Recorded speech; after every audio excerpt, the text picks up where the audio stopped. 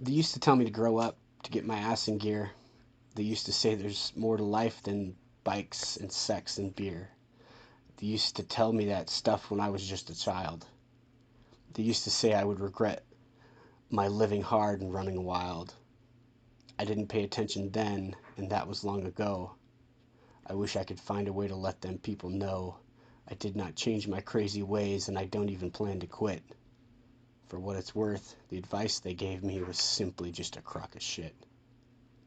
But here's some things I learned along the way, turning wrenches every day. Don't say, I didn't touch it. That tells me that you did, and that it's now fucked up worse than before, and now there's a second set of issues that you will lie to me about that probably could have been avoided. Job security for me, expensive for you. Unless you rode more than 50 miles and are stuck at my door and have a bitchin' ass bike that you built or are very, very rich and flash some cash, the answer is no. You cannot borrow any of my iron to wrench on your bike in my parking lot.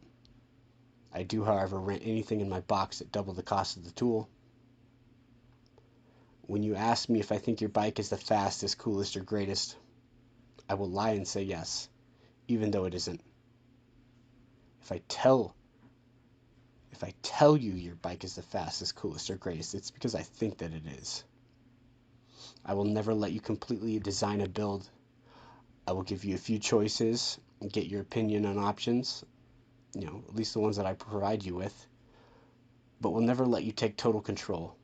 You will pick the most unreliable, uncomfortable, unrideable, fucked up parts, frame geometry and schemes, and blame me for building something stupid.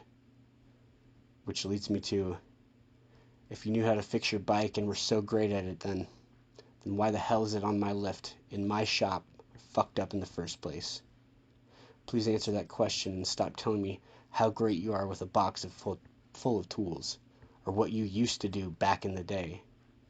Whatever cam, carb, ignition, big inch motor combination that you have, or latest high performance snake oil product your brother in law read about in some bike magazine that gets lots of money to sell this shit, it won't work. I promise. If it was so goddamn awesome, you would see it on the racetrack, but you don't, so it sucks. If you say, me and my buddy just changed the plugs, well, that really means me and a buddy in a suitcase of beer stayed up way too late, got way in over our heads, tried to do a top end, and fucked it up. Now it's your problem. Don't tell me how uncomfortable or useless my rigid is. Talk about my old lady, or how I'll never be anything more than a lowly mechanic because of my tattoos when I'm elbow deep in your machine. Disrespecting the lowly mechanic is a very dangerous move. If you have to ask me, you've done this before, right? Well, that tells me you have no faith in me. So don't be surprised when I reply, no, but I googled how to true flywheels and hone rods this morning and it looks hella easy. Or, no, this is my first time rebuilding a 5-speed trans. Thanks for letting me learn on your shit, dude. Period correct is great.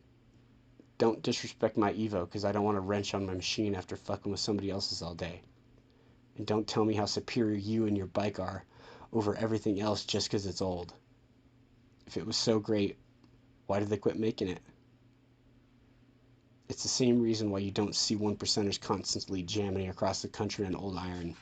They don't because they are in an MC that requires tens of thousands of miles a year to participate. So they get shit that runs.